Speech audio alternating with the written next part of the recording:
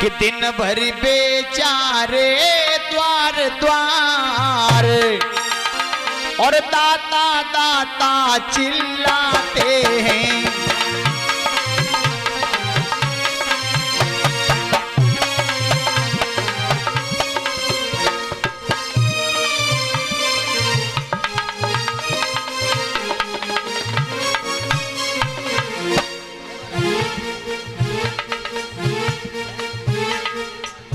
और इस छोटू की तरफ से ये चंद्रपान भैया के भांजे हैं,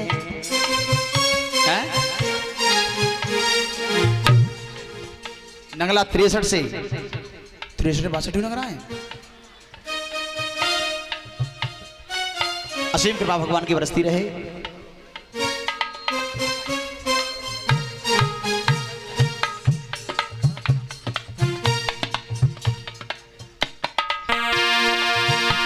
दिन भर बेचारे द्वार द्वार दाता दाता चिल्लाते हैं, पर किसी रोज बोझी भर के भाई आटा दाल न पाते हैं।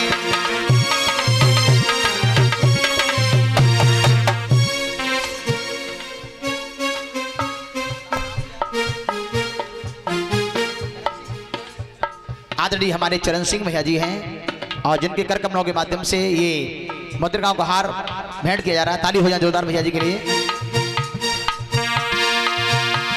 जो मठा मिले तो नमक नहीं और नमक मिले तो मठा नहीं, तू ही घर मांगे 10 घर मांगे लोटा भर आटा मिले नहीं।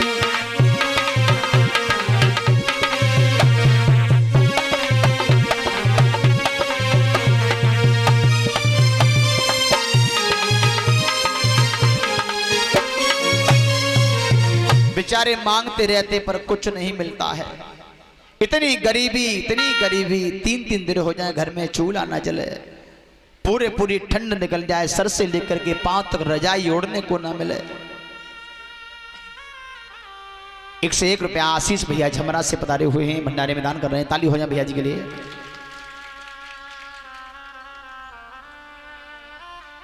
उस बेचारी सुशीला को भी अच्छे ढंग से वस्त्र पहनने को नहीं मिल रहे हैं। बच्चे भी बेचारे लंगोटी पहन करके समय यापन कर रहे हैं। वक्त गुजरता जा रहा है, गरीबी बहुत है। एक दिन की बात, सुदामा जी जब भिक्षा करके आए तो मिला कुछ नहीं, मिला कुछ नहीं।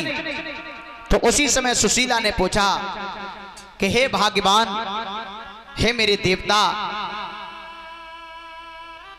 ये समझ में नहीं आ रहा है कि हमसे कोई गलती तो नहीं बन गई है। भगवान हमसे क्यों रूठ गया जो इतनी गरीबी भगवान ने मुझे दी है? क्या गलती मुझसे हो गई या गलती मेरे बच्चों से हो गई या गलती आपसे हो गई? तो सुदामा जी कहने लगे गलती आपसे नहीं हुई है न बच्चों से, और गलती तो मैंने भूल तो मैंने जानबूझ के की है। कैसी? तब उन्होंने पूरा वृतांत सुनाया पहले का कि जो द्वारका के राजा हैं श्याम सुंदर, वो हमारे मित्र हैं और हम लोग साथ साथ गुरुकुल में पढ़ते थे। एक दिन गुरुमाता ने जंगल में भेजा लकड़ी लेने के लिए, और लकड़ी लेने जब गए तो कुछ चना दे दिए थे गुरुमाता ने, और वो चना श्राप लगा हुआ था उनमें, तो वो चना हमने चब लिए, इसलिए हम बहुत गरीब हो चुके हैं। लेकिन सुशीला ने जब ये सुना कि द्वारका के राजा आपके मित्र हैं, तो सुशीला कहने लगी वो तो भगवान है, जो भी उनके दरवाजे पे जाता है सारे पाप नष्ट हो जाएं, हैं? सारे पाप नष्ट हो जाएं उनसे मिल करके, और ये श्राप तो बहुत नॉर्मल चीज है, ये भी सब कट जाए, लेकिन आप वहां चले जाइए। सुदामा बोले हम नहीं जाएंगे। क्यों नहीं जाओगे? क्योंकि मेरा मित्र तो राजा है, उसके तो हजारों नौकर लगे हुए हैं, बड़े ऊंचे सिंहासन पर मेरा भैया बैठता है, मैंने सुना है, और हमारे तो तन पे वस्त्र भी नहीं है, सर पे पगड़ी भी नहीं है, पैर में पन्ही भी नहीं है। ये दशा लेकर के जाएंगे तो हमारे भैया के जितने भी दरबार में उपस्थित होंगे सब लोग ताली बजा के हंसेंगे और कहेंगे हे प्रभु जय तुम्हारे मित्र हैं, ऐसे लोगों से मित्रता रखते हो, तो मेरे भैया का अपमान होगा, इसलिए हम नहीं जाएंगे। सुशीला बोली चले जाओ, वो तो दीनों के नाथ हैं, वो तो गरीबों के ही तो नाथ हैं। आप जब वहां जाओगे तो अपना घर खुशियों से भर जाएगा।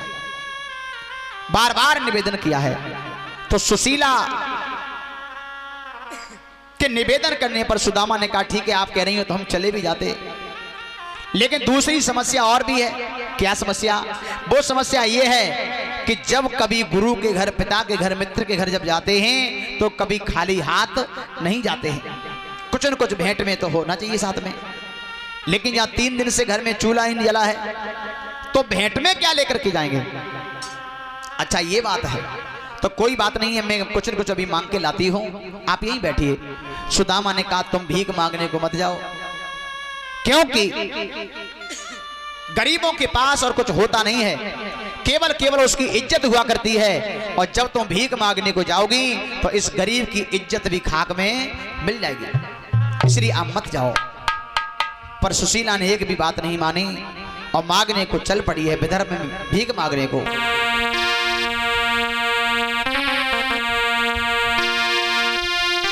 कि पतिया गया पहला चार भाई और मागन को भामिनी चल दीनी, पर काउन न भेंट उधार भरी जब नाई सबने कर दीनी।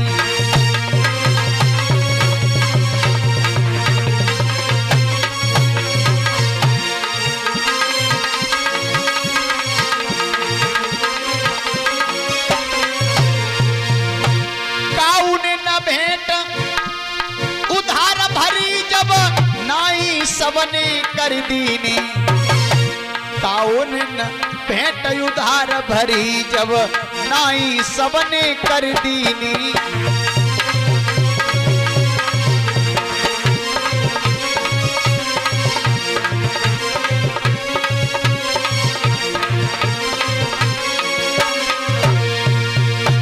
अब रीते हाथनों घर को लौटी उड़ गए हो सब बिचारी के,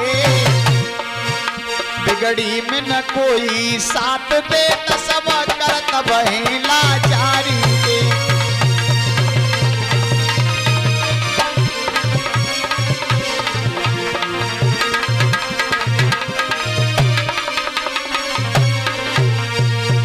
आज बेचारी मांगती गई पर किसी ने कुछ नहीं दिया महाराज।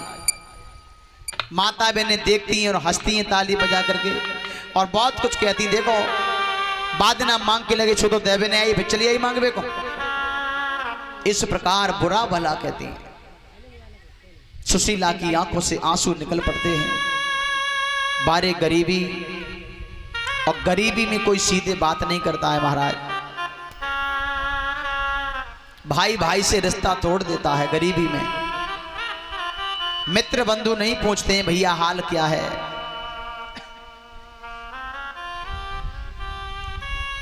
अच्छा धनवान लोगों से बार बार लोग नमस्ते राम राम बोलते हैं, ये तो आपने समाज में देखा ही होगा। पर गरीब अगर अपनी तरफ से भी राम राम करे तो लोग कहते हैं ये किसी चक्कर में राम राम कर रहा है, पैसे के चक्कर में होगा।